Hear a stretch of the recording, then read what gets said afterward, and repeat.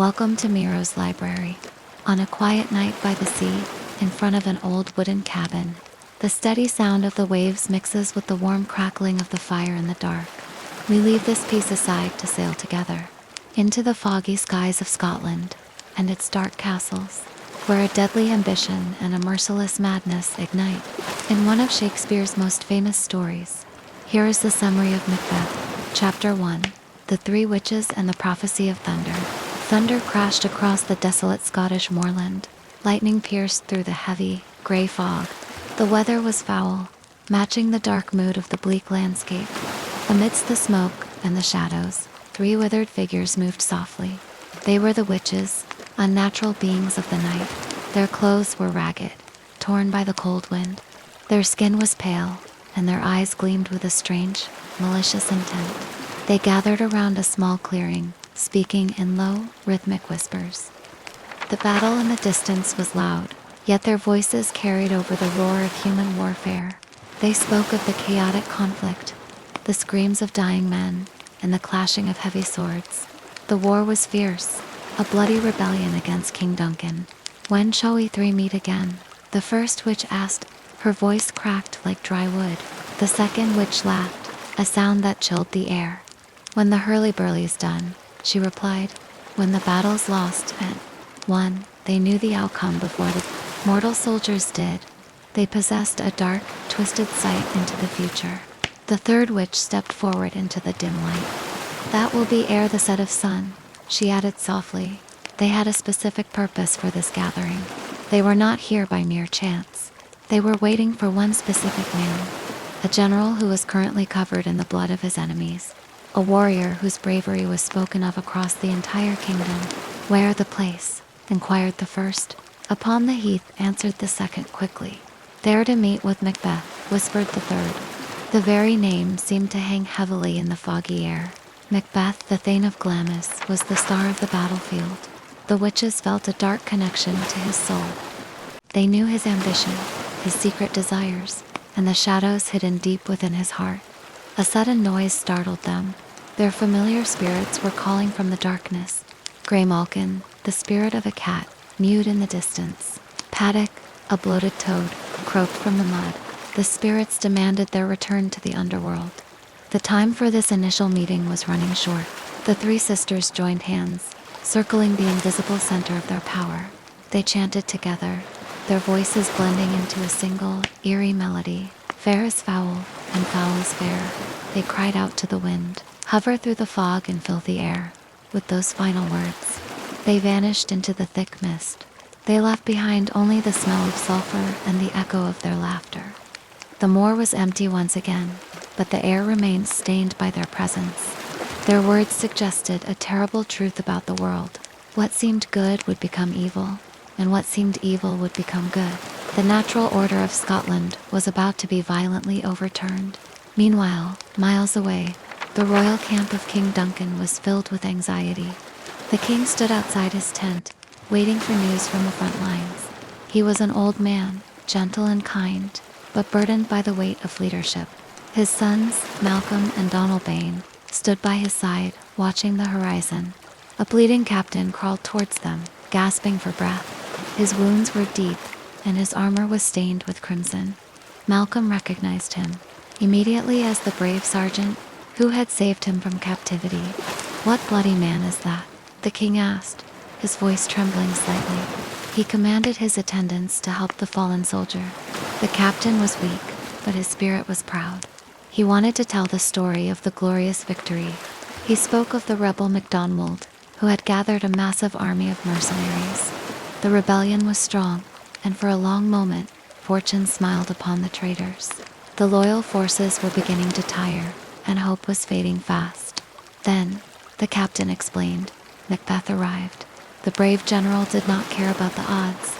He carved a path through the enemy lines with his smoking sword. He faced the rebel leader directly, without a single thought of fear or retreat. With one powerful stroke, Macbeth unseamed the traitor from the navel to the chaps. He fixed the rebel's head upon the high castle walls as a warning to all who opposed the crown. King Duncan gasped in admiration, his eyes shining with gratitude. "Oh, valiant cousin, worthy gentlemen," he exclaimed. But the captain's story was not finished yet. As soon as MacDonald fell, a new danger emerged from the east. The King of Norway saw an opportunity in the chaos. He launched a fresh assault with fresh soldiers and polished weapons. Duncan grew pale upon hearing this news. He feared his men were too exhausted to fight another battle. He asked if Macbeth and his fellow General Banquo were dismayed by this new threat. The bleeding captain laughed weakly. "Yes," he said ironically, "as sparrows eagles, or the hare of the lion." Macbeth and Banquo were not afraid. Instead, they became twice as furious. They redoubled their strokes, charging into the Norwegian ranks like cannons overcharged with double cracks. They bathed in the blood of their foes, determined to win or die trying. The captain could speak no more. His strength failed him, and his gasping breath turned to faint whispers. Duncan ordered the surgeons to attend to his wounds immediately. As the captain was carried away, the Thane of Ross arrived from another part of the field. His eyes were wild with excitement, and his clothes were covered in the dust of travel. He brought even more news of triumph. The Thane of Cotter, a trusted nobleman, had betrayed King Duncan. He had joined forces with the Norwegian king, turning his back on his own country. It was a terrible betrayal, a deep wound to Duncan's heart. Yet, Ross explained, Macbeth fought against this great betrayal as well. He met the rebellious Thane of Cotter in single combat. It was a clash of titans, a confrontation between loyalty and treason. Macbeth's sword proved stronger, and his will was unbreakable. He defeated the traitor and forced the Norwegian king to beg for peace terms. The enemy was not even allowed to bury their dead until they paid $10,000 to the Scottish treasury. The victory was complete, absolute, and undeniable. The rebellion was crushed, and the foreign invaders were retreating back across the sea. King Duncan was filled with an overwhelming joy, mixed with a bitter sorrow for the betrayal of Cotter. The old king realized that titles given to traitors must be stripped away immediately. He looked at Ross with authority. "No more that Thane of Cotter shall deceive our bosom interest," Duncan decreed solemnly. He ordered the immediate execution of the traitorous nobleman. His lands, his wealth, and his high title would now belong to the man who had saved Scotland. "Go pronounce his present death," the king commanded. And with his former title, Great Macbeth, Ross bowed, ready to carry out the royal order. "I'll see it done," he replied. Duncan smiled through his weariness, uttering the final words of the day. "What he hath lost, noble Macbeth hath won." The fate of Macbeth was sealed by the royal decree, just as the witches had foreseen on the thunderous heath. Chapter 2. The Predictions on the Blasted Heath. The thunder roared once more over the dark, desolate heath. The three witches reappeared through the thick, swirling mist. They gathered in a circle, waiting impatiently for their prey. The first witch asked where her sisters had been. The second witch replied that she had been killing swine in the villages. The third witch remained quiet, listening to the howling wind. The first witch then shared a story of a sailor's wife. The woman had refused to share her chestnuts with the ragged old crone. In her fury, the witch cursed the woman's husband. He was the master of a ship called the Tiger, sailing to Aleppo. The sisters promised to help her build a terrible storm. They would drain him dry as hay, forbidding him from sleep for 81 long, agonizing weeks. He would waste away, shipwrecked and broken by the restless sea. Suddenly, a rhythmic drum echoed through the foggy air. The sound grew louder, vibrating through the cold ground. "A drum," cried the third witch with excitement. "Macbeth doth come." The sisters immediately joined hands, dancing in a wild, frantic circle. They wound up their dark charm, chanting 9 times to seal their supernatural magic. The air grew heavy, thick with tension and anticipation. The fog parted slightly as 2 figures walked onto the path. It was Macbeth and Banquo returning victorious from the bloody battlefield. They were tired, their armor covered in dirt and the blood of their enemies. Macbeth looked around at the bleak landscape, sighing deeply. "So foul and fair a day I have not seen," he remarked to his companion. The day was fair because of their glorious victory, but foul because of the terrible weather. Banquo stopped suddenly, his eyes widening in surprise. He noticed the 3 strange figures standing in the shadows. He asked how far it was to the castle, but his voice trailed off. He stared at the creatures, completely bewildered by their unnatural appearance. They did not look like inhabitants of the earth, yet they stood upon it. They were withered, dressed in wild attire, and their skin was pale. Banquo questioned if they were living beings or something from a nightmare. They placed their chapped fingers upon their skinny lips, demanding silence. They had beards, which made it impossible to determine their true gender. Macbeth stepped forward, refusing to be intimidated. "Speak if you can," he commanded boldly. "What are you?" The three witches bowed in unison, their movements stiff and eerie. The first witch cried out, her voice piercing the quiet air. "All hail, Macbeth. Hail to thee, Thane of Glamis." Macbeth frowned, as this was his current title, inherited from his father. Then, the second witch spoke, her words dropping like a heavy weight. "All hail, Macbeth. Hail to thee, Thane of Cawdor." Macbeth startled, visibly shaken by this statement. The true Thane of Cawdor was still alive, as far as he knew. Finally, the third witch stepped closer, her eyes gleaming with absolute certainty. "All hail, Macbeth," she chanted, "that shalt be king hereafter." The words echoed across the empty heath, striking Macbeth like a physical blow. He stood frozen, silent, wrapped in his own deep thoughts. Banquo noticed his friend's intense reaction. He wondered why Macbeth seemed to fear things that sounded so fair and wonderful. Banquo turned to the witches, challenging them with courage. He asked if they were fantasies or real creatures. They had greeted his partner with present grace and great predictions of royal hope. Yet, they had said nothing to him. Banquo demanded that they speak to him as well. He did not beg for their favors, nor did he fear their hate. He wanted to know what the future held for his own destiny. The witches turned their cold, unblinking eyes toward Banquo. They spoke in riddles, their voices blending together. "Lesser than Macbeth, and greater," the first witch proclaimed. "Not so happy, yet much happier," the second added. The third witch then delivered the final prophecy for Banquo. "Thou shalt get kings, though thou be none," she stated firmly. So all hail, Macbeth and Banquo. They predicted that Banquo's descendants would sit upon the Scottish throne, even though he himself would never wear the crown. Macbeth broke his silence, desperate for more information. He commanded them to stay, wanting to know the source of this strange knowledge. He knew that Thane of Cawdor lived as a prosperous gentleman, so the title could not be his. To say he would be king was something completely unbelievable. He demanded to know why they stopped them on this blasted heath with such prophetic greetings. "Speak, I charge you," Macbeth shouted, stepping toward them. But the witches did not answer his questions. They dissolved like bubbles into the air, melting into the thick, gray wind. They vanished completely, leaving the two generals standing alone in the emptiness. Banquo gasped, looking at the exact spot where they had stood. He wondered if the earth had bubbles, just like the water. He questioned whether they had eaten some insane root that took their reason prisoner. Macbeth looked at his friend, his mind racing with possibilities. "Your children shall be kings," he said quietly, testing the words on his tongue. "You shall be king," Banquo replied simply, matching his tone.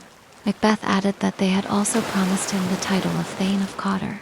The two men stood in silence, trying to process the strange encounter. The silence was broken by the sound of approaching horses. Two royal messengers, Ross and Angus, rode into the clearing. They dismounted quickly, bowing respectfully before the victorious generals. Ross spoke first, expressing King Duncan's overwhelming gratitude. He explained how the king had heard stories of incredible bravery in the fight against the rebels. Duncan was filled with praise, viewing Macbeth's deeds with wonder. Ross stated that the king had received news of the battle with Norway, where Macbeth faced down the enemy without any fear of death. Angus then spoke, thanking the generals. On behalf of the king, he explained that they were sent to give thanks, and to escort them to the royal court. They were not sent to pay him his full reward yet, but to give him a token of greater honors to come. Ross stepped forward again, looking directly at Macbeth. He announced that the king had commanded him to call Macbeth the Thane of Cawdor. "In which edition, hail, most worthy Thane," Ross exclaimed, "for it is thine." Macbeth felt a sudden chill run down his spine. the words of the second, which had come true within minutes. He looked at Ross in disbelief, his mind rejecting the reality. "The Thane of Cotter lives," Macbeth argued, his voice shaking slightly. "Why do you dress me in borrowed robes?" Angus stepped in to explain the truth behind the situation. He confirmed that the man who was the Thane of Cotter was still alive, but he was under sentence of death. The traitor had confessed to heavy treason, capital rebellion, and secret combinations with the Norwegian enemy. His life was forfeit, and his title had been legally stripped away by royal decree. Macbeth turned away from the messengers, whispering to himself in the darkness. "Glamis and Thane of Cotter," he muttered, his eyes wide. "The greatest is behind." He felt a dangerous spark of ambition ignite. Within his chest, the first two prophecies were fulfilled, leaving only the final, grandest prediction. He turned back to Banquo, keeping his voice low so the messengers could not hear. He asked Banquo if he did not hope his children would be kings, since the witches had proven true about Cotter. Banquo looked at his friend with a deep sense of caution. He warned Macbeth that trusting such forces could be incredibly dangerous. He explained that the instruments of darkness often tell us truths to win us to our harm. They win us with honest trifles, only to betray us in deepest consequence. Banquo knew that evil forces could use small truths as bait to lead a man into absolute destruction. He walked away to speak with Ross and Angus, leaving Macbeth alone with his dangerous thoughts. Macbeth stood in the center of the heath, completely consumed by his imagination. He thought about the supernatural soliciting. It could not be evil, because it commenced with a truth that gave him a grand promotion. Yet, it could not be purely good, because it yielded a suggestion that made his hair stand on end. His heart knocked against his ribs, against the use of nature. He was already imagining a horrible deed, a thought of murder that shook his entire being. The thought of killing King Duncan was merely fantastical, yet it smothered his function in surmise. Nothing was real to him except what did not yet exist. Banquo noticed Macbeth's trance-like state, pointing it out to the messengers. He remarked that their partner was completely wrapped in his new honors. Macbeth fetched a deep breath, trying to calm his racing heart. He decided that if chance wanted him to be king, then chance might crown him without his stir. He would not have to commit a crime if fate took care of everything. Banquo called out to him, noting that new honors were like new garments, fitting only with the aid of use. Macbeth snapped out of his thoughts, apologizing to the group for his dullness. He thanked them for their patience, claiming his forgetful brain was busy with things forgotten. He requested that they travel toward the king, whispered to Banquo that they should think about what had happened and speak about it freely at a later time. Banquo agreed, and the group set off through the lingering fog toward the royal camp. Chapter 3: The Letter and the Sovereign's Arrival. The cold wind howled through the stone corridors of Inverness, Macbeth's distant castle. Lady Macbeth walked slowly across the chamber, holding a crumpled piece of parchment in her trembling hands. The flickering candlelight cast long, dancing shadows against the heavy tapestry on the walls. Her eyes moved quickly across the dark ink, reading the words her husband had sent from the royal camp. The letter detailed the strange encounter on the blasted heath, the unnatural appearance of the three weird sisters, and the sudden fulfillment of the second prophecy. Macbeth wrote of his burning ambition, his new title as the Thane of Cotter, and the grand promise that he would be king hereafter. He called her his dearest partner of greatness, wanting her to rejoice in the glorious future that awaited them both. Lady Macbeth stepped closer to the window, staring out into the gathering darkness. She muttered his name softly, her mind already plotting the dark path ahead. "Glamis thou art, and Cotter," she whispered with fierce intensity, "and shalt be what thou art promised." Yet, a deep shadow of doubt crossed her sharp features. She knew her husband's nature all too well. She feared he was too full of the milk of human kindness to catch the nearest, most direct way to greatness. Macbeth possessed ambition, but he lacked the illness, the cold ruthlessness that should attend it. He wanted to achieve high goals holistically, refusing to play foul to win the prize. He wished to be holy, yet he desired what was not rightfully his. She turned away from the window, her heart racing with an intense, dark energy.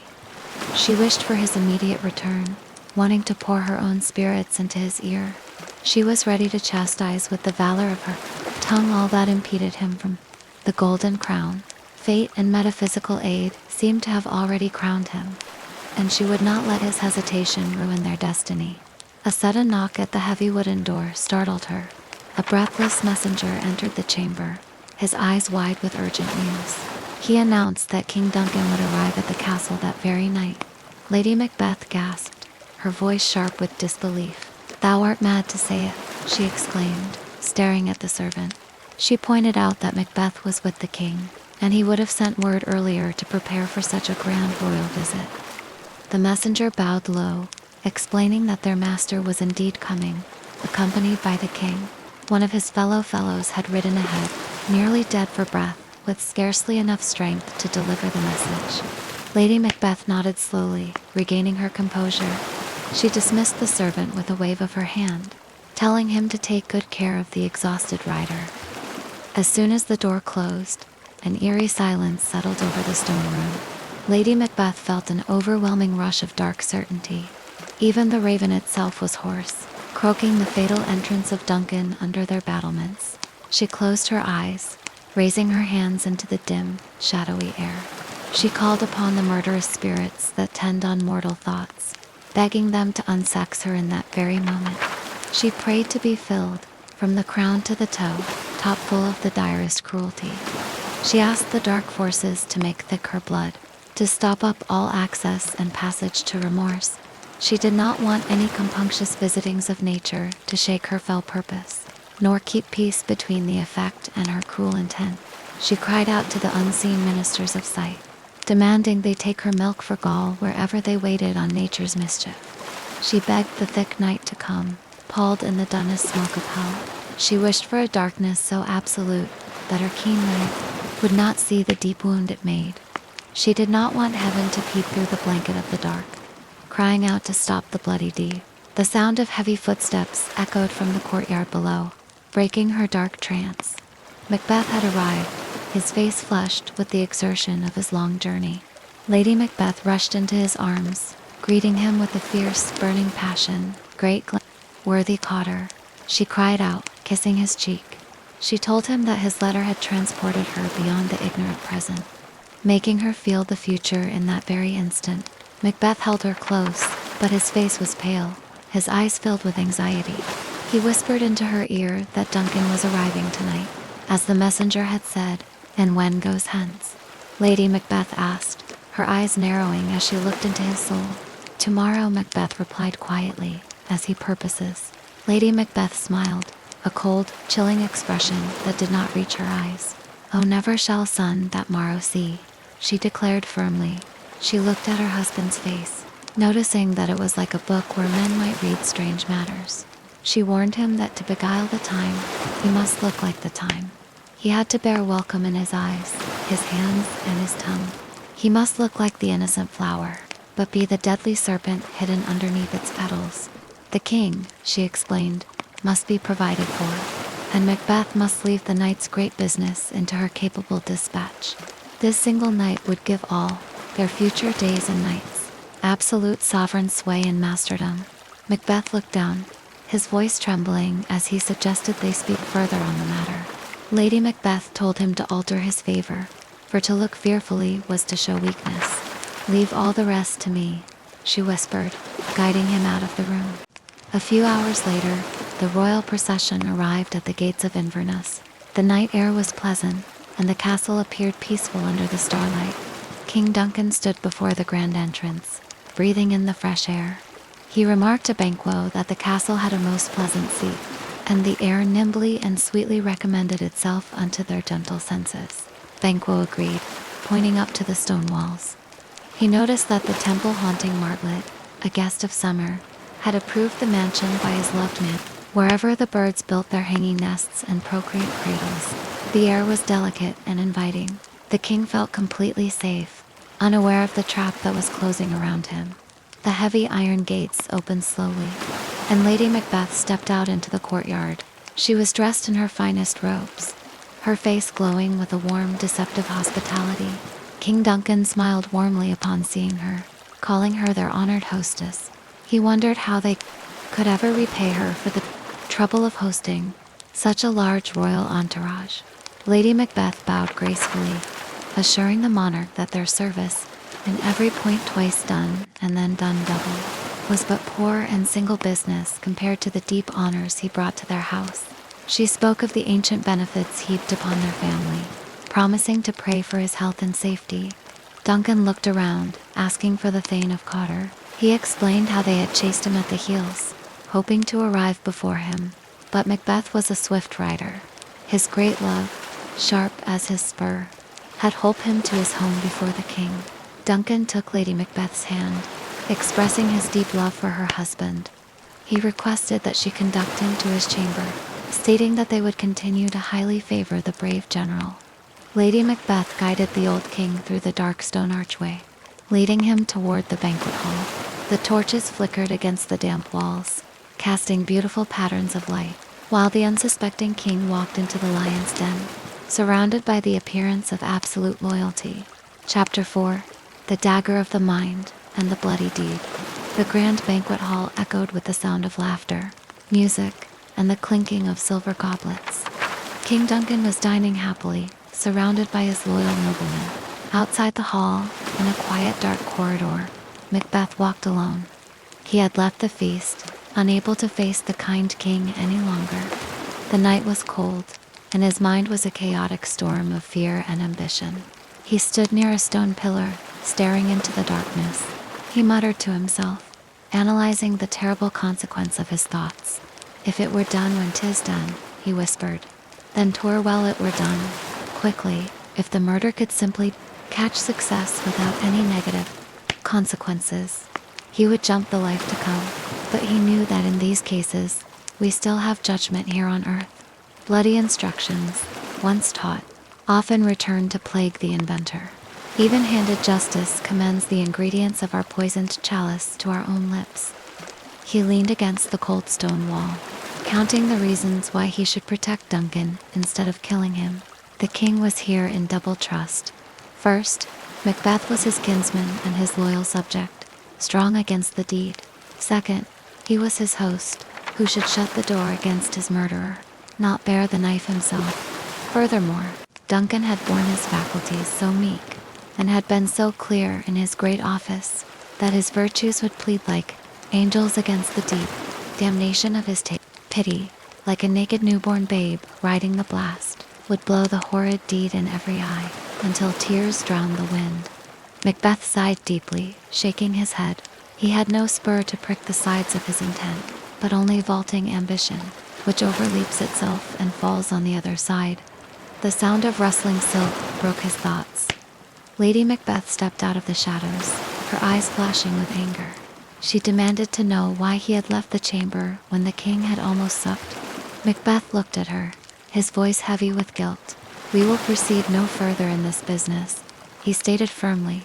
He explained that the king had honored him lately. He had bought golden opinions from all sorts of people, which should be worn now in their newest gloss, not cast aside so soon. Lady Macbeth's face grew pale with fury. She attacked his manhood with sharp, bitter words. She asked if the hope had been drunk wherein he dressed himself. Had it slept since? And did it now wake to look so green and pale at what it did so freely intend? From this time, she declared, "Such I account thy love." She questioned if he was afeard to be the same in his own act and valor as he was in desire. She accused him of living a coward in his own esteem, letting "I dare not wait upon I would," like the poor cat in the old adage. Macbeth stepped forward, trying to defend his honor. "Prithee, peace," he cried out. "I dare do all that may become a man. Who dares do more is none." But Lady Macbeth would not be silenced. She asked what beast made him break this enterprise to her then. When he durst do it, then he was a man, and to be more than what he was would make him so much more the man. She reminded him that neither time nor place did then adhere, yet he would have made both. Now that they have made themselves, their fitness was unmaking him. She fixed her cold gaze upon him, uttering a terrifying statement to prove her own resolve. She claimed she knew how tender it was to love the babe that milked her. Yet, she would, while it was smiling in her face, have plucked her nipple from his boneless gums and dashed the brains out. Had she so sworn as he had done to this? Macbeth gasped, intimidated by her absolute ruthlessness. "If we should fail," he whispered, his hands trembling. Lady Macbeth laughed, a sound full of scorn. "We fail," she replied, "but screw your courage to the sticking place, and will not fail." She then detailed her perfect, cruel plan. When Duncan was sound asleep after his hard journey, his 2 chamberlains would be targeted. She would convince them with wine and carousing, until their memory became a fume, and their brains became a mere receipt. When they lay in a swinish sleep, dead to the world, what could she and Macbeth not perform upon the unguarded king? What could they not lay upon his spongy officers? Who would bear the guilt of their great quell? Macbeth looked at his wife with a mixture of horror and profound admiration. "Bring forth men children only," he exclaimed, "for thy undaunted metal should compose nothing but males." He was completely won over by her plan. He agreed that they should use the daggers of the sleeping guards and stain them with Duncan's own blood. They would make their grief roar upon his death, convincing the entire court of their innocence. He decided to bend up each corporal agent to this terrible feat. They walked back toward the feast, prepared to mock the time with fairest show. False face must hide what the false heart doth know. Past midnight, the moon went down, and the stars withdrew their light. The castle grew quiet as the guests retired to their chambers. Banquo walked across the dark courtyard with his son. He felt a heavy summons upon his soul, yet he did not want to sleep. He was troubled by cursed thoughts that nature gives way to in repose. Macbeth appeared in the shadows, accompanied by a servant with a torch. Banquo started, but relaxed when he recognized his friend. He presented Macbeth with a diamond from King Duncan, a token of appreciation for their hostess.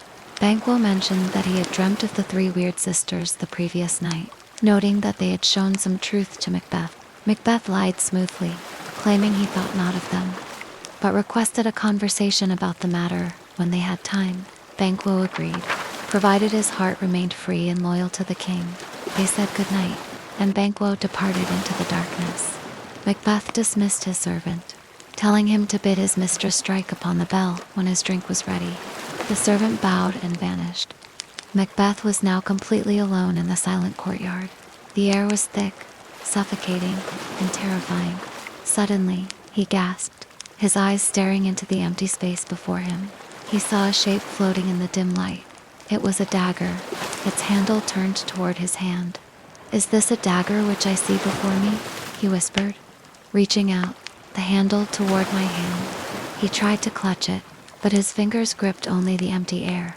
He questioned if it was a dagger of the mind, a false creation proceeding from the heat-oppressed brain, yet it remained visible, marshalling him the way that he was going. He drew his own real blade, comparing it to the vision. Suddenly, spots of blood appeared upon the blade and dudgeon of the spectral weapon, spots that were not there before. He blinked hard, shaking his head. "There's no such thing," he muttered, realizing his bloody business was informing thus to his eyes. Now the one-half world nature seemed dead, and wicked dreams abused the curtained sleep. Witchcraft celebrated pale Hecate's offerings, and withered murder, alarmed by his sentinel the wolf, moved like a ghost toward his design.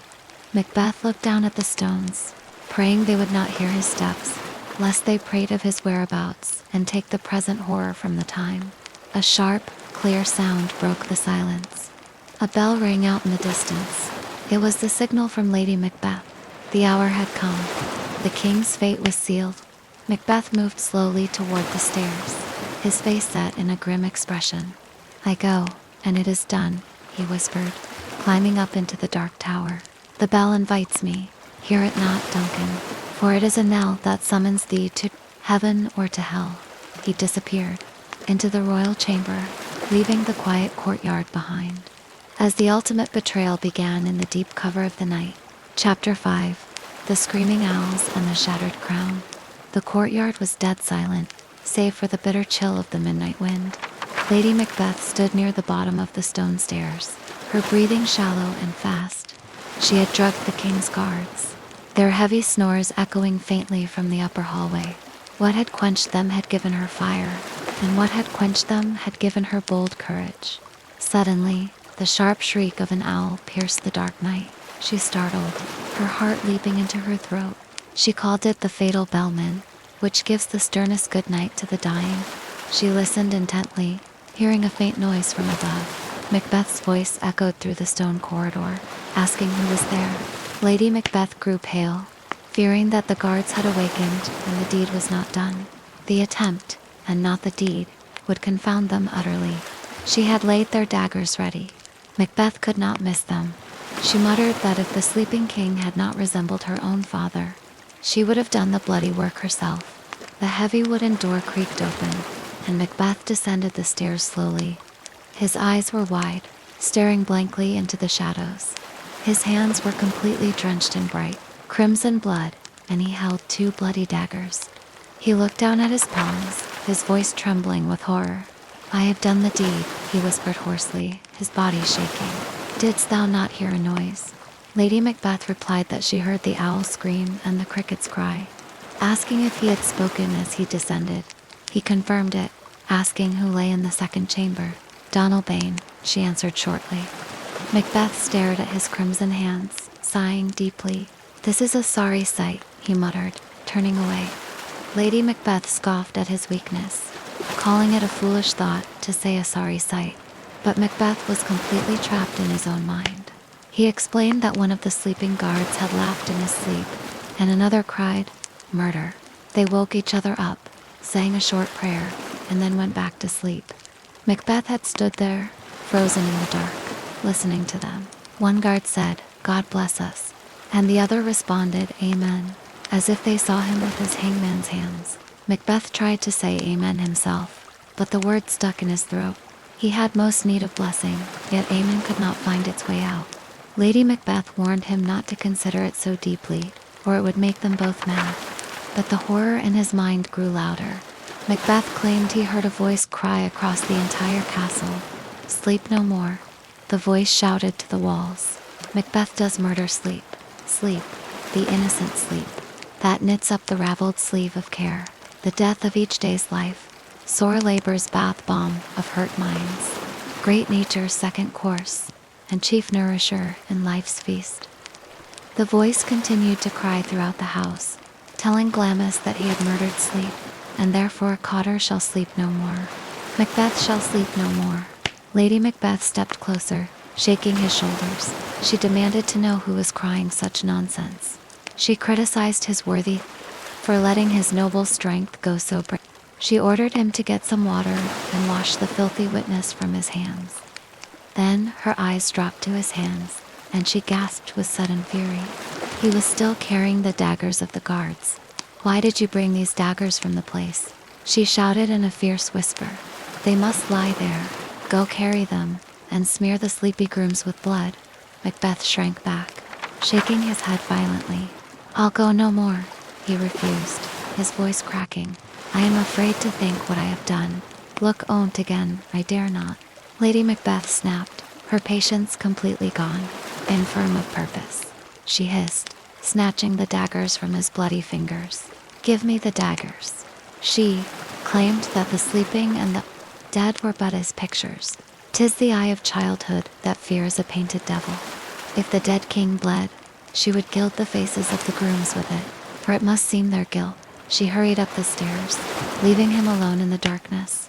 As soon as she left, a heavy, thunderous knock echoed through the castle gates. Knock, knock, knock. Macbeth jumped, his heart racing. Every noise appalled him now. He looked at his hands again, wondering what hands they were. They plucked out his eyes. He questioned if all great Neptune's ocean could wash this blood clean from his hand. No. Instead, his hand would rather the multitudinous seas making the green one red. Lady Macbeth returned, her hands now as red as his, but her heart remained cold. "My hands are of your color," she remarked, "but I shame to wear a heart so white." Another loud knock shook the castle gates. Knock, knock, knock.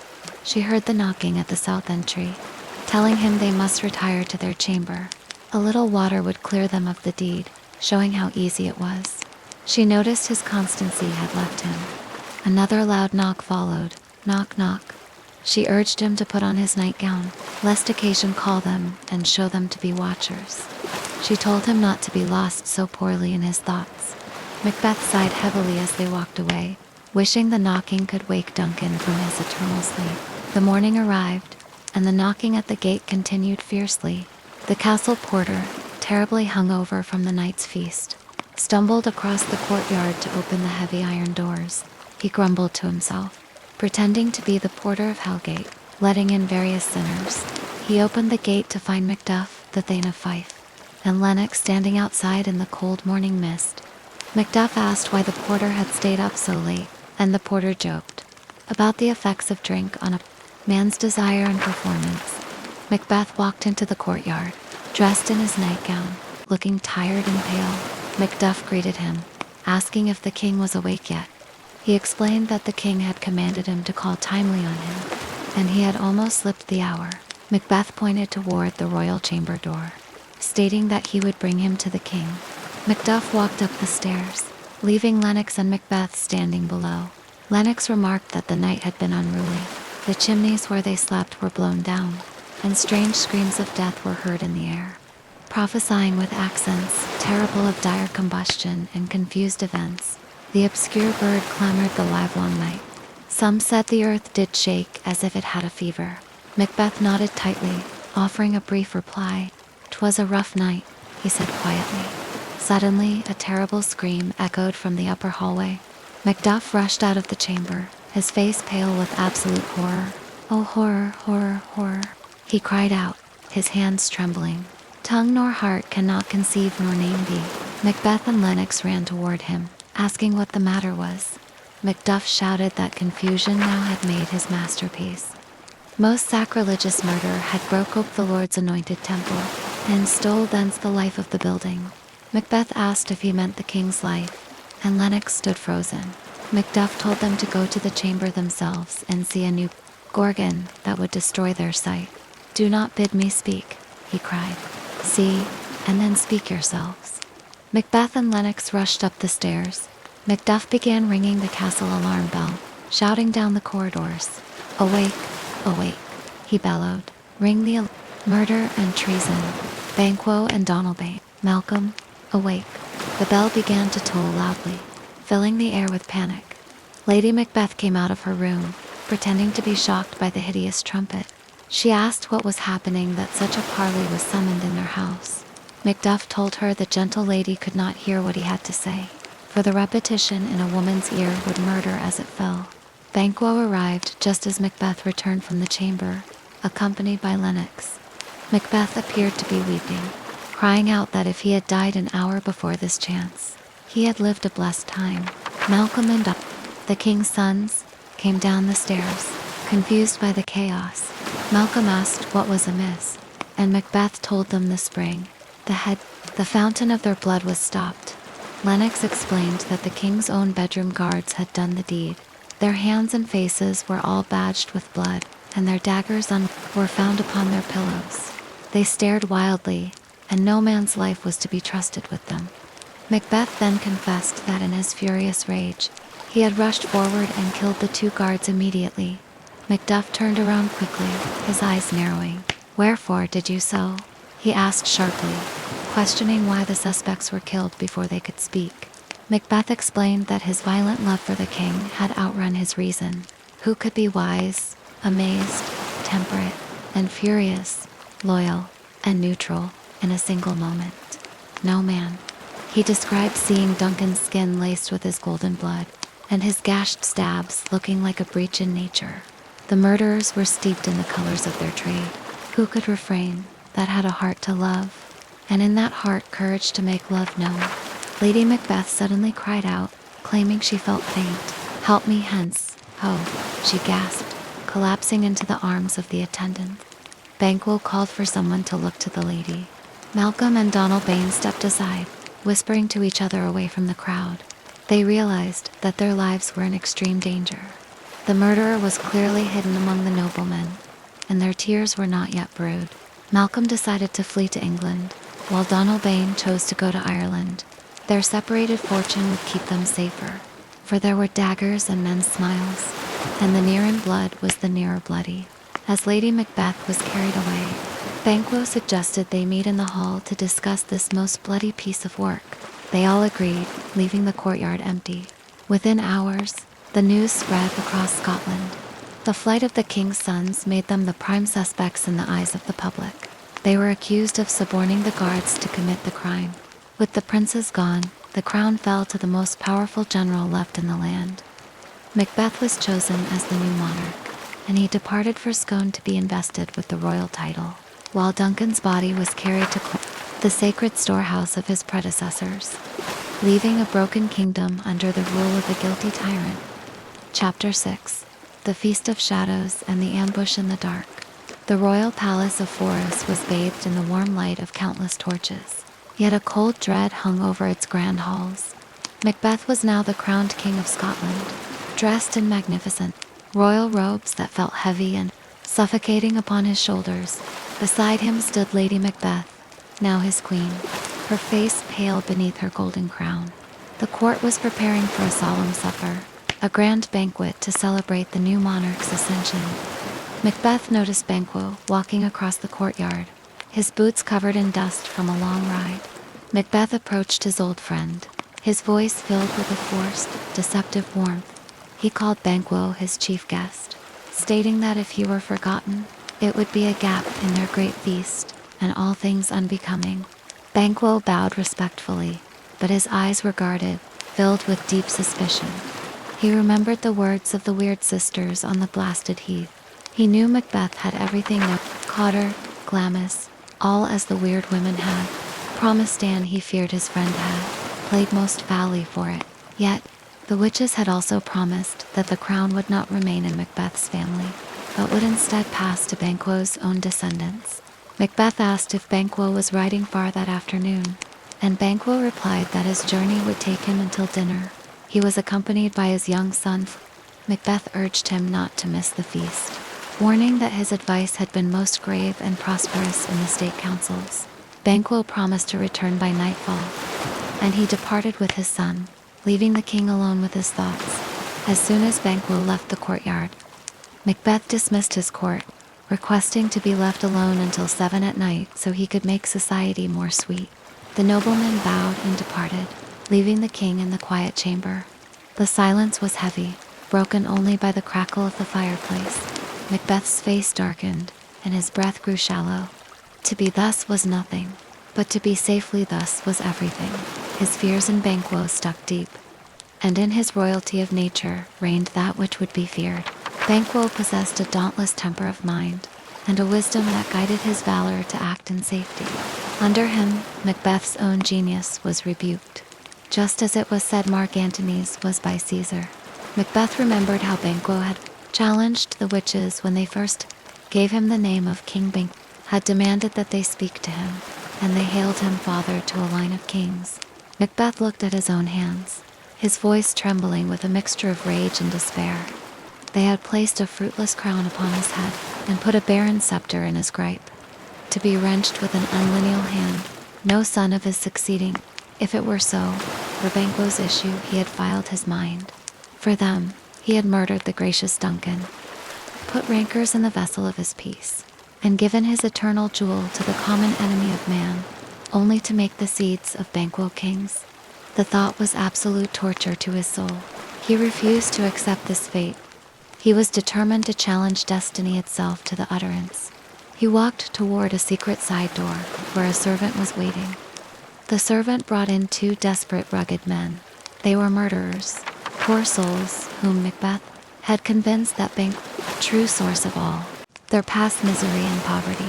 Macbeth sat before them, questioning their manhood just as his wife had once questioned his. He asked if they were so gospelled to pray for this good man and for his issue, whose heavy hand had bowed them to the grave. The first murderer replied that they were men, but Macbeth scoffed, stating that in the catalogue they went for men, just as hounds and greyhounds were all called dogs. He promised them a place close to his heart if they would perform a secret service that would rid him of his greatest enemy. The murderers, broken by the harshness of the world, agreed to the bloody task.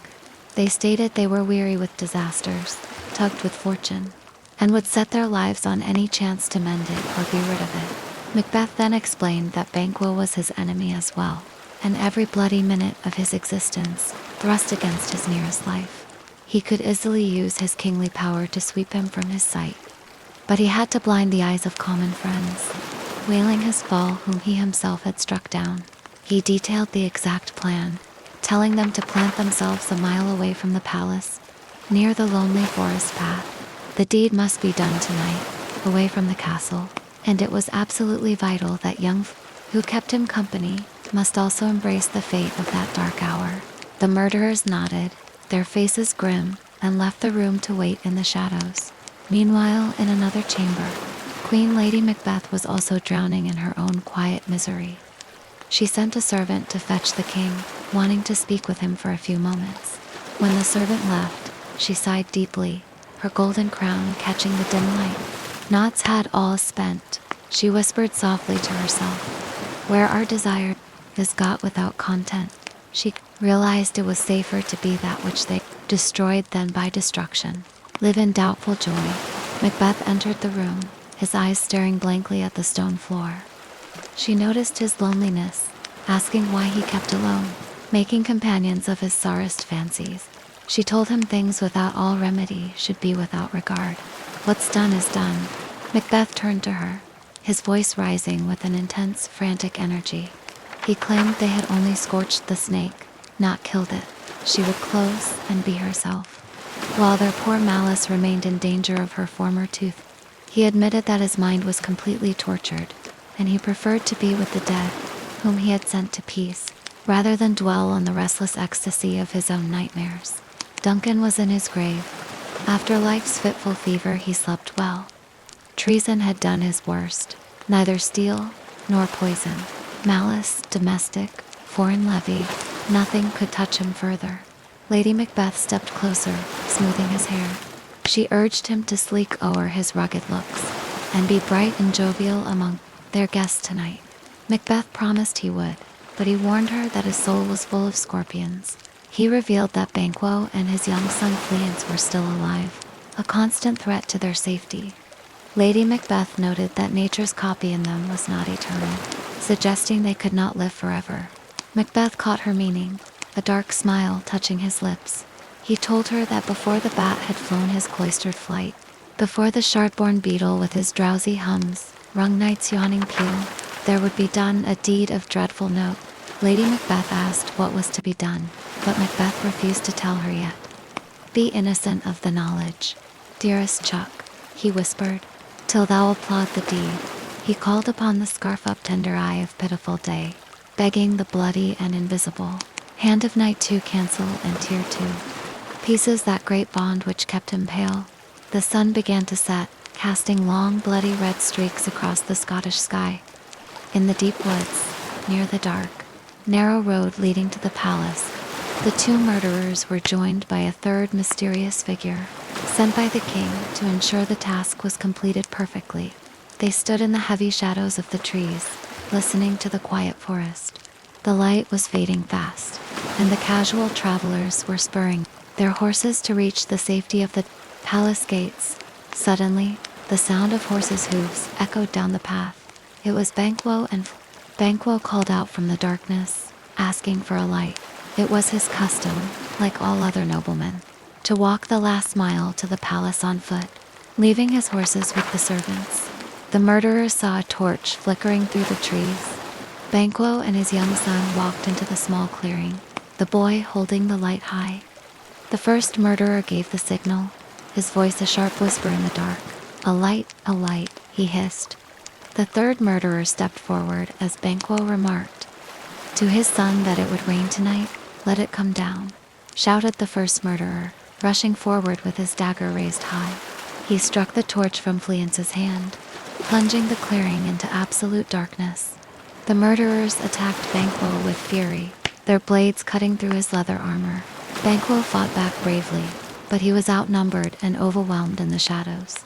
He fell to the wet earth, his blood soaking into the mud.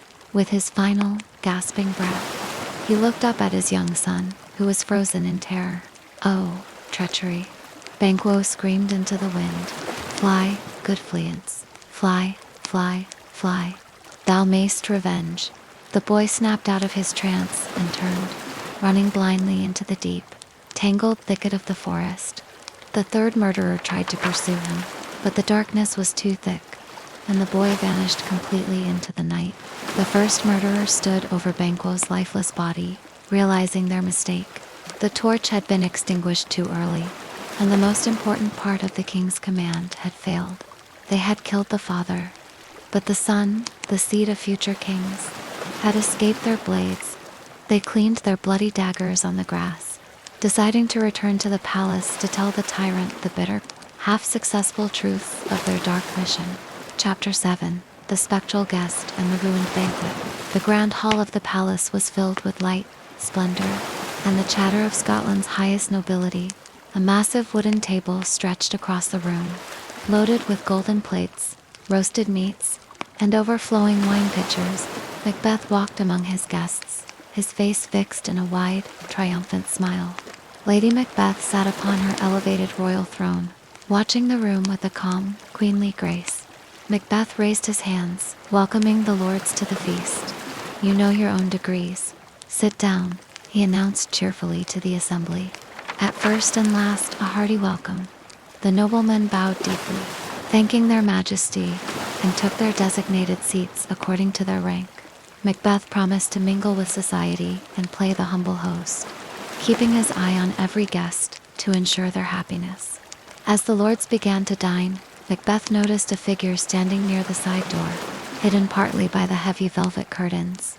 It was the first murderer, who had slipped into the palace unnoticed. Macbeth excused himself from the table, walking slowly toward the door with a casual demeanor. He stood in the shadows, looking directly at the man. He noticed a dark, wet smudge on the murderer's face. "There's blood upon thy face," Macbeth whispered fiercely under his breath. The murderer nodded, keeping his voice equally low. "'Tis Banquo's then," he replied simply. Macbeth smiled, a cruel, satisfied expression. "'Tis better thee without than he within," the king muttered. He asked if Banquo was safe, and the murderer confirmed that the general lay dead in a ditch, with 20 trenched gashes on his head, the least of which was a death to nature. Macbeth's heart filled with joy, but his satisfaction was short. He leaned closer, asking the critical question about the young boy. "Thanks for that," Macbeth whispered, but his flea escaped. The murderer sighed, looking down at the stone floor. "Most royal, sir," he admitted reluctantly. "Fleance escaped." The word struck Macbeth like a cold wave of winter air. His smile vanished, and his breath grew tight. He felt completely bound, cribbed, confined, shut into saucy doubts and fears. If only the boy had died, he would have been perfect. Whole as the marble, bounded as the rock, as broad in general as the casing air. Now, the adult serpent lay dead in the ditch, but the young worm that fled had a nature that would in time breed venom, though it had no teeth for the present. He dismissed the murderer, telling him to leave and that they would speak again tomorrow. Lady Macbeth called out to her husband from her throne, her voice cutting through his dark thoughts. She chided him for not giving the cheer, warning that a feast where welcome is not frequently proclaimed feels like a sold dinner. Meeting is for food, but ceremony adds sweetness to the gathering. Macbeth snapped out of his trance, thanking his wife for the reminder. He turned back to the table, where Lennox and Ross were waiting for him to sit. "Mate, please, your highness, sit," Lennox requested, pointing toward the empty chair at the center of the table. Macbeth looked at the gathering of his noble lords, wishing that his dear friend Banquo were present to complete the honor of the night. Ross replied that Banquo was to blame for breaking his promise to attend, asking the king to favor them with his royal company. Macbeth stepped toward the table, but he stopped suddenly, his eyes widening in absolute horror. Every seat appeared full, and the empty chair in the center was no longer empty. A terrifying figure was sitting in it. It was the ghost of Banquo, his hair matted with blood, his pale skin torn by 20 deep gashes, and his cold, dead eyes staring directly into Macbeth's soul. The ghost nodded slowly, its lips parted in a silent, chilling mockery. Macbeth gasped, his body shaking violently, and he stepped back, knocking over a silver goblet. The lords looked at him in confusion.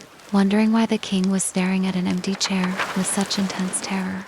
Lennox asked what it was that moved his highness. Macbeth pointed a trembling finger at the seat, his voice a ragged scream. "Which of you have done this?" he demanded of the court. The noblemen looked around, bewildered, for they saw nothing but an empty cushion. Macbeth shook his head violently, shouting at the spectral figure, "Thou canst not say, I did it." He roared into the hall, "Never shake thy gory locks at me." Ross stood up quickly, realizing something was terribly wrong with the monarch. "Gentlemen, rise," Ross commanded the lords. "His Highness is not well." But Lady Macbeth rushed down from her throne, her face burning with embarrassment and hidden panic. She ordered the guests to remain seated, keeping them in their places with her powerful authority. She explained that His Highness was often thus, and had been from his youth. She asked them to keep their seats, for the fit was momentary, and in a thought he would again be well. If they noted him too much, they would offend him and extend his passion. She urged them to feed and ignore his strange behavior. She then seized Macbeth by the arm, dragging him into the shadows away from the table. She fixed him with a fierce, burning gaze, whispering harshly into his ear. "Are you a man?" she hissed. Macbeth gasped, his forehead covered in sweat. "Aye, and a bold one," he replied, "that dare look on that which might appall the devil." Lady Macbeth scoffed, calling his vision a proper stuff, a mere painting of his fear. Just like the air-drawn dagger that he claimed led him to Duncan. These flaws and starts, she argued, would well become a woman's story at a winter's fire, authorized by her.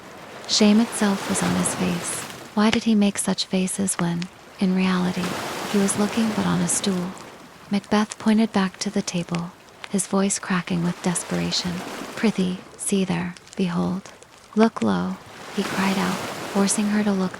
He claimed that blood had been shed ere now, in the olden time, before human statute purged the gentle will. Since then, murders had been performed too terrible for the ear. The custom was that when the brains were out, the man would die, and there an end. But now, they rise again, with 20 mortal murders on their crowns, and push us from our stools. This was more strange than such a murder was. Lady Macbeth reminded him that his noble friends were missing his company, begging him to regain his composure. Macbeth wiped his face, trying to push the horror from his mind. He returned to the table, apologizing to the nobleman for his sudden infirmity.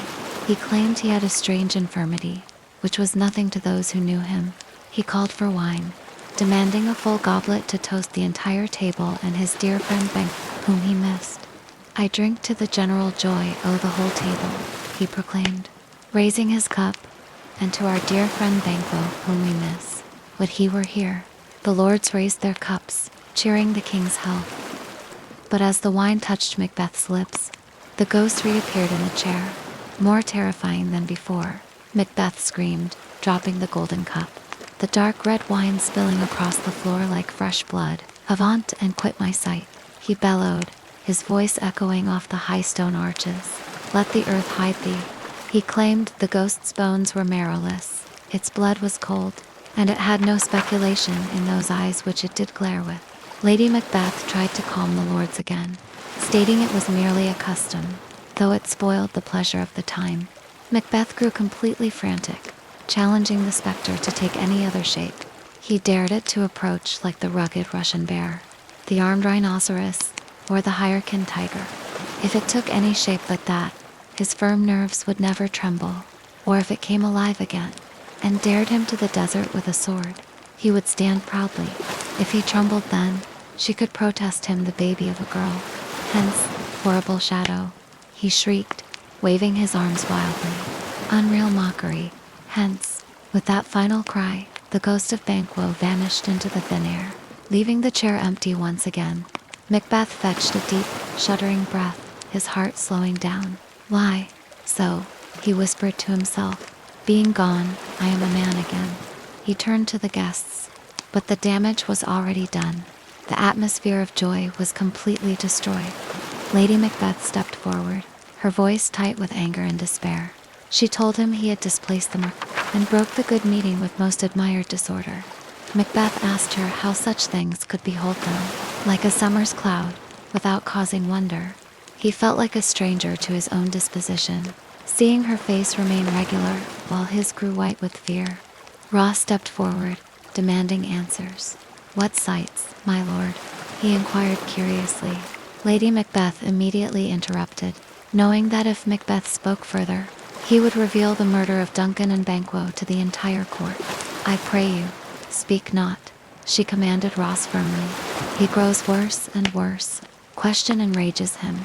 She turned to the entire assembly, her voice cold and urgent. "At once, good night," she ordered. "Stand not upon the order of your going, but go at once." Lennox wished His Majesty better health, and the nobleman bowed quickly, hurrying out of the dark hall, leaving the royal couple alone amidst the ruined feast. Macbeth sat upon the stone steps, staring at the spilled wine on the floor. The torches were burning low, smoking in the quiet air. "It will have blood," he muttered hoarsely to his wife. "They say, blood will have blood. Stones have been known to move, and trees to speak. Augurs and understood relations have by magpies and choughs and rooks brought forth the secret Saint Man of Blood."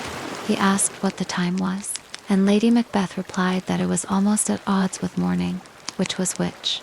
Macbeth then realized that Macduff, the Thane of Fife, had refused to attend the banquet, ignoring his royal command.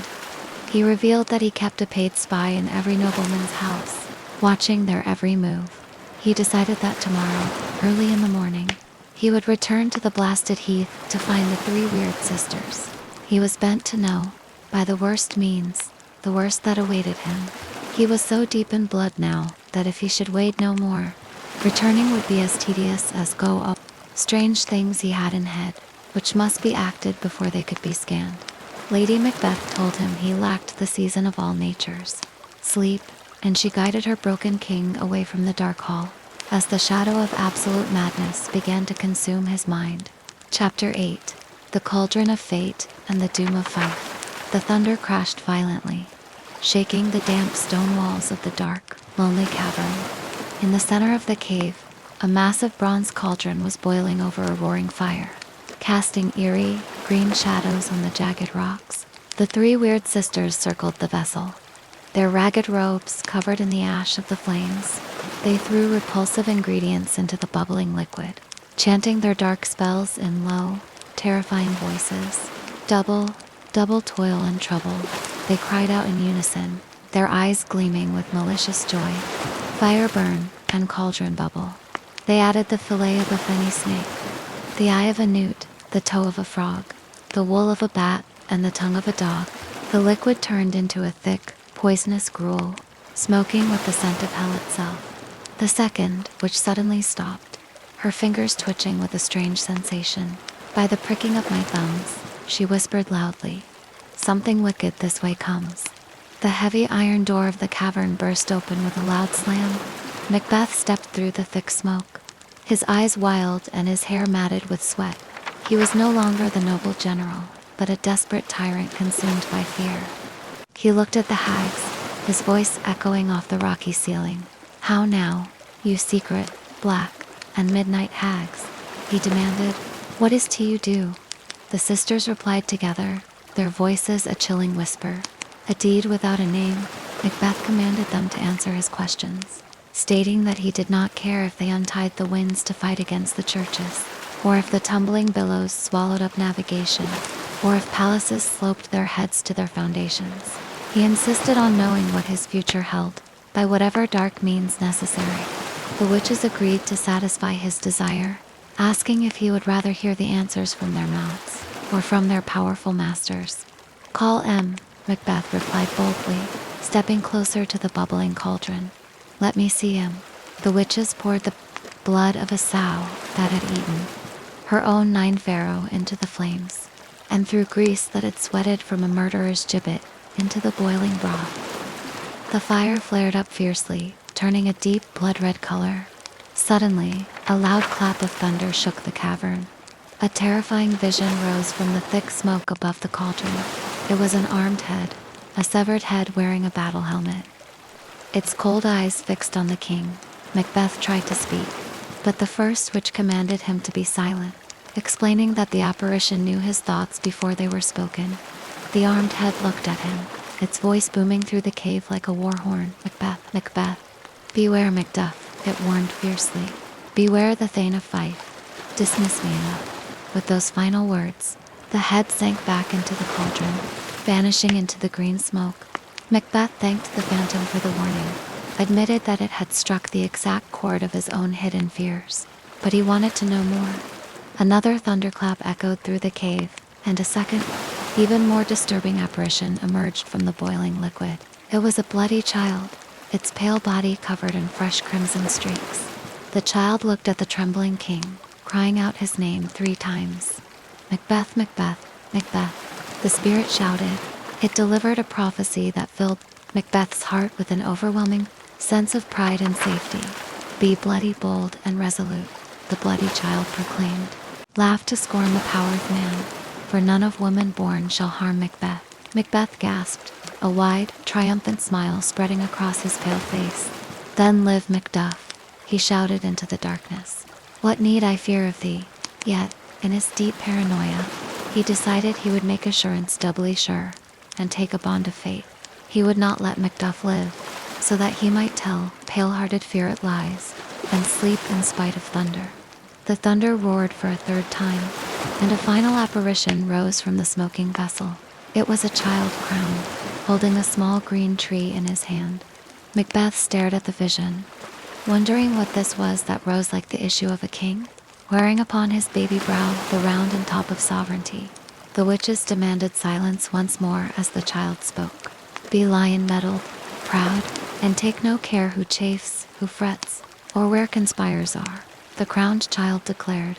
Macbeth shall never vanquish be until great Birnam Wood, to high Dunsinane Hill, shall come against him. Macbeth laughed out loud, his voice full of absolute certainty. That will never be, he shouted, throwing his arms wide. Who can impress the forest? Bid the tree unfix his earthbound root. He believed he would live the lease of nature. Paying his breath to time and mortal custom, he felt completely invincible, protected by prophecies that seemed completely impossible.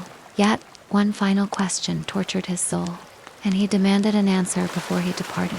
He asked if Banquo's descendants would ever reign in this kingdom. As the hags had originally promised on the heath, the witches warned him to seek to know no more. But Macbeth grew furious, cursing them and threatening them with an eternal plague if they refused to answer. The cauldron suddenly sank into the earth, and the sound of strange music filled the air. Show, the sisters chanted in a grim melody. Show his eyes, and grieve his heart. Come like shadows, so depart. A line of 8 kings marched slowly through the smoke, one after the other. Every single king looked exactly like the dead general. The final king held a glass, a mirror that showed even more kings stretching into the distance. Some carrying 2-fold balls and treble scepters, representing vast empires. At the end of the line, the ghost of Banquo walked slowly, his hair matted with blood. He smiled a terrible, mocking smile at Macbeth, pointing to the long line of royal descendants as his own. Macbeth shrieked in horror, covering his eyes. Horrible sight, he screamed, his voice breaking. Now, I see 'tis true, for the blood-boltered Banquo smiles upon me, and points at them for his. The witches danced in a frantic circle, mocking his misery, and then vanished into the thin air, leaving the king standing alone in the cold, empty cavern. Macbeth rushed out of the cave, shouting for his attendants. Lennox was waiting outside in the mist, his horse shivering in the cold morning air. Macbeth asked if he had seen the weird sisters ride past, and Lennox replied that he had not. Macbeth cursed the air wherein they rode, and damned all those who trusted them. Lennox then delivered an urgent piece of news that had just arrived from the court. He announced that Macduff, the Thane of Fife, had fled across the sea to England, seeking refuge with the exiled prince, Malcolm. Macbeth's face twisted with a terrifying rage. He realized that while he was wasting time with prophecies, his enemies were actively plotting his destruction. He decided that from this very moment, the very firstlings of his heart should be the firstlings of his hand. He would no longer hesitate, nor plan, but act immediately upon his thoughts. He looked at Lennox, his eyes cold and lifeless as stone, He ordered an immediate brutal assault on Macduff's undefended home. "The castle of Macduff I will surprise," the tyrant decreed solemnly.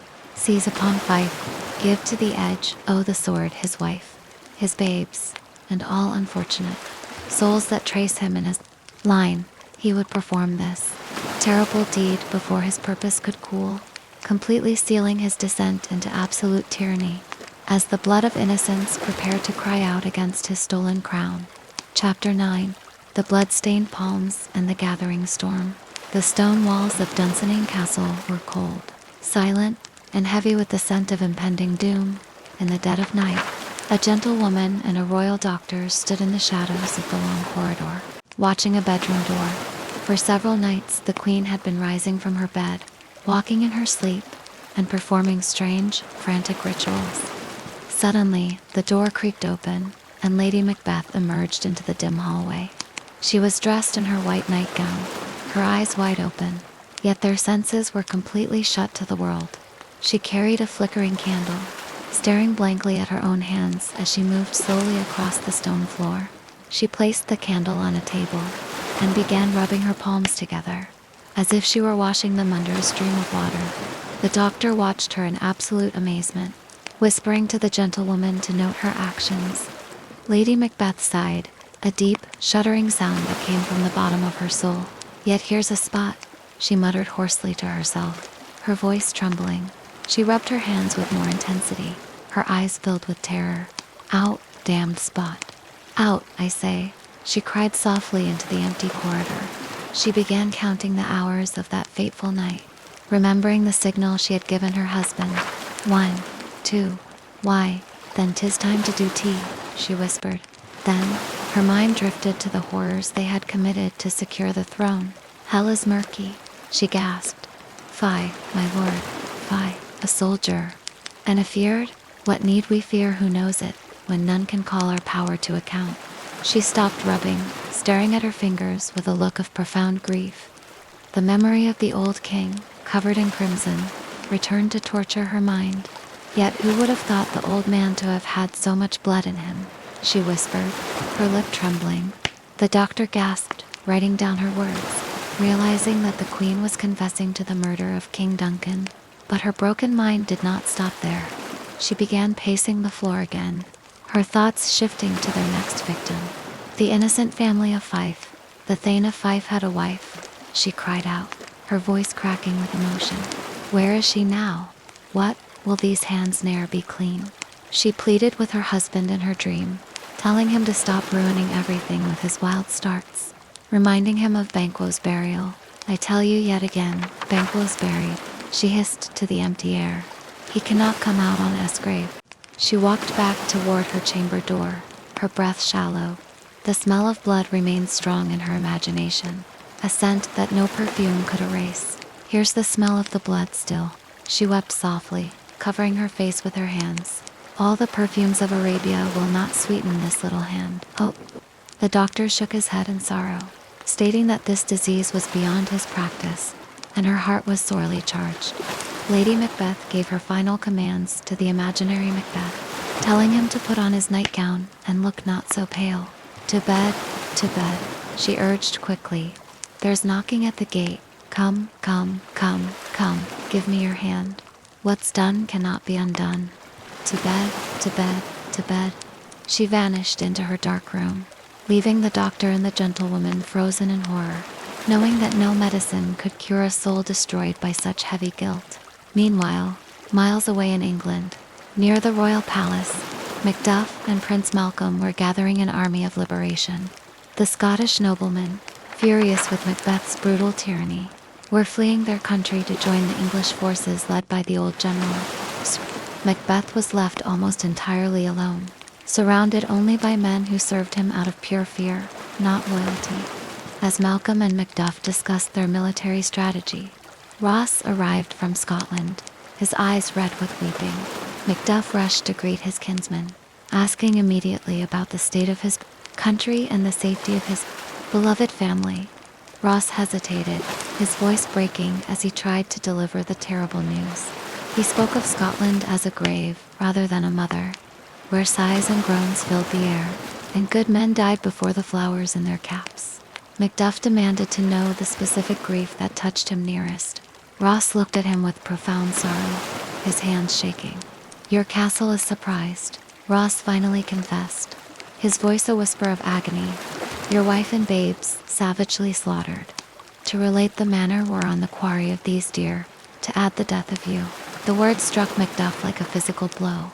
He stood frozen, silent, pulling his hat down over his face to hide his bitter tears. Malcolm stepped forward, trying to comfort him, urging him to give sorrow words. "For the grief that does not speak whispers thee, or a fraught heart and bids it break." Macduff looked up, his face twisted in disbelief. "My children too," he gasped.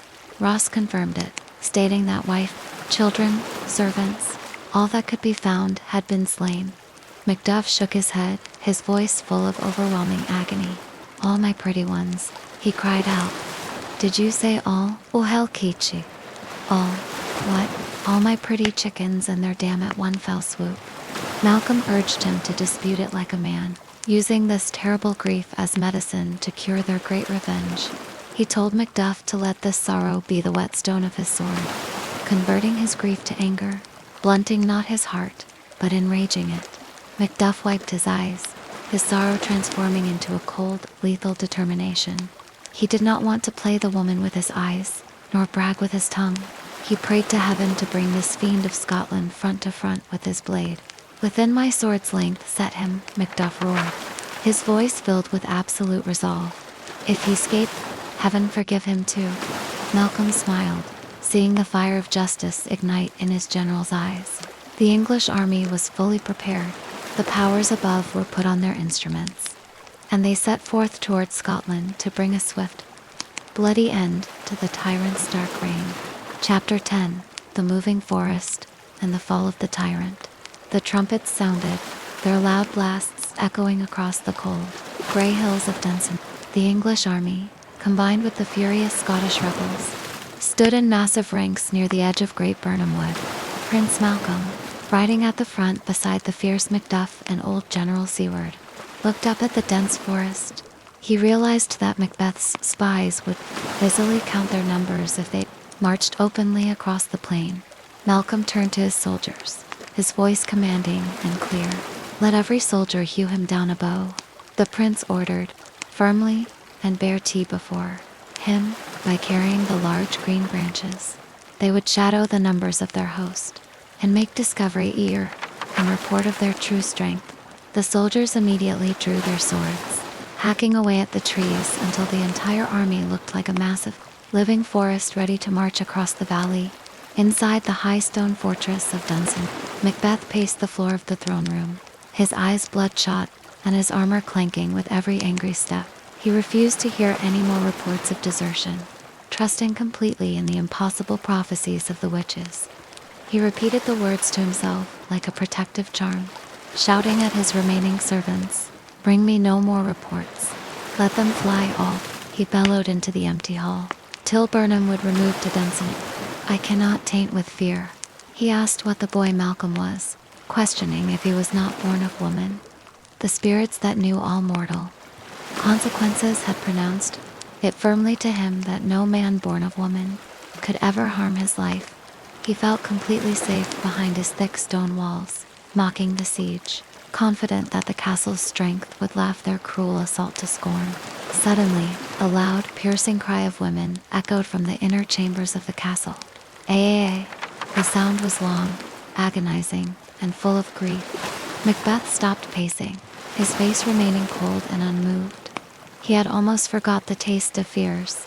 There was a time when his senses would have cooled to hear it, and his hair would have stood on end at a dismal treatise. But he had supped full with horrors now.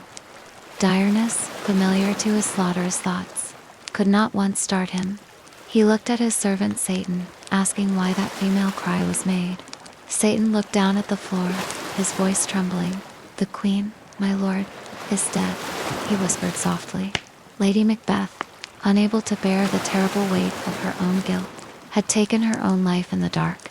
Macbeth fetched a long, slow breath, staring blankly out the high stone window.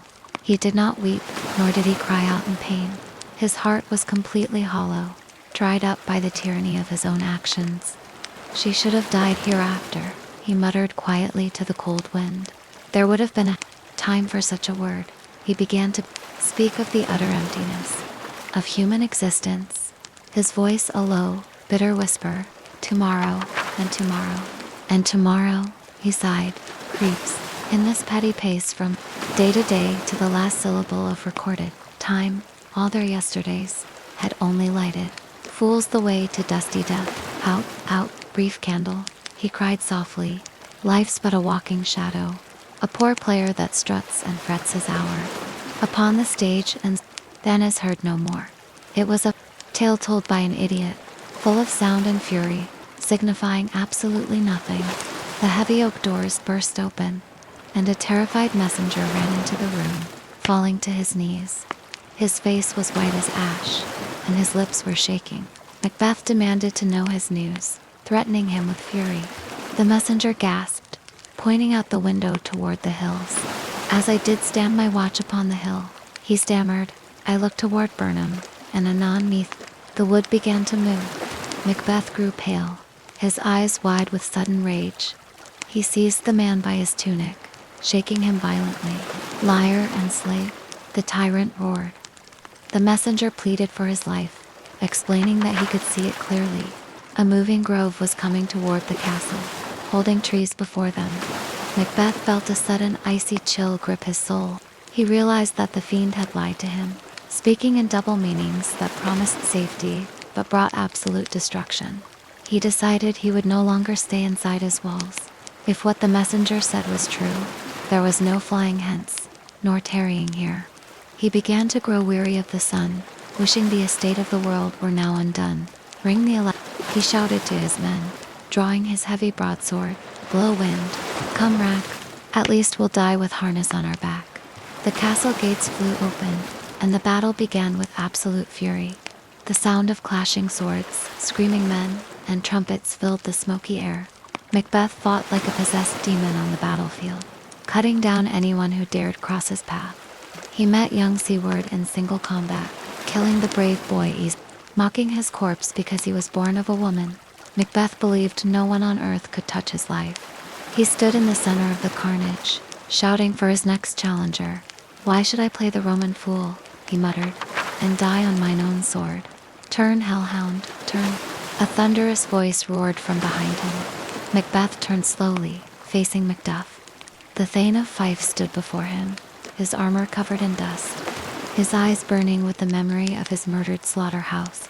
Macbeth looked at him, his voice heavy with a strange warning.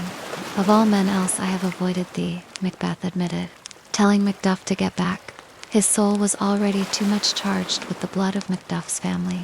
He told his enemy that he was wasting his labor, for Macduff might as well try to wound the vulnerable heir with his blade as make him bleed. I bear a charmed life, the tyrant sneered, which must not yield to one of woman born. Macduff smiled, a cold, terrifying expression that made Macbeth's heart freeze. Despair thy charm, Macduff shouted, stepping forward with his sword raised high, and let the angel whom thou still hast served tell thee. Macduff was from his mother's womb, untimely, ripped. The prophecy shattered in Macbeth's mind like glass. The bloody child's words had been a cruel trick. Macduff was born via a primitive surgery, not a natural birth. Macbeth's knees shook, his courage completely failing him. He cursed the paltering fiends that juggle with us in a double sense, keeping the word of promise to our ear, but breaking it to our hope. He refused to fight Macduff, lowering his shield. Macduff scoffed, telling him to yield then, and live to be a public show for the world. They would paint his picture on a pole, like a rare monster, underwritten with the words, "Here may you see the tyrant." Macbeth looked up at the sky, his pride returning for one final, desperate moment. He refused to yield, to kiss the ground before young Malcolm's feet, or be baited with a rabble's curse. Though Burnham Wood was come to Dunsinane, and his opponent was not of woman born, he would try the last. He raised his shield, gripping his heavy sword. Lay on Macduff, the tyrant roared with his final breath, and damned be him that first cries, "Hold, enough." They lunged at each other, their swords clashing with a terrible sound. They fought across the courtyard, exchanging brutal, heavy blows. Macduff's fury was unstoppable. He blocked Macbeth's strike, drove his blade deep into the tyrant's chest, and with one final, powerful sweep, severed Macbeth's head from his shoulders, ending his dark reign forever. A few hours later, the bells of victory rang across the entire kingdom. The English and Scottish lords gathered in the courtyard, cheering as Prince Malcolm walked toward the throne. Macduff stepped forward, holding Macbeth's bleeding head high on a wooden pike. "Hail, King! For so thou art," Macduff proclaimed, kneeling before the prince. "Behold, where stands the usurper's cursed head. The time is free." The entire assembly threw their caps into the air, their voices blending into a single, glorious shout. "Hail, King of Scotland!" They cried out to the heavens. Malcolm thanked them all, promising to reward their loyalty immediately, and to bring back their exiled friends from foreign lands. He called his dead enemies a dead butcher and his fiend-like queen, who had taken her own life. With a heart full of hope, Malcolm invited them all to see him crowned at Scone. As the rightful order was finally restored, and the long, bloody night of the tyrant gave way to a bright, peaceful tomorrow, the story of Macbeth has come to an end, and the darkness of Scotland has faded away. Now, let the steady sound of the waves wash away your thoughts, and the warm crackling of the fire bring comfort to your mind. Close your eyes, feel the cool night air, and rest. Sleep well, and sweet dreams.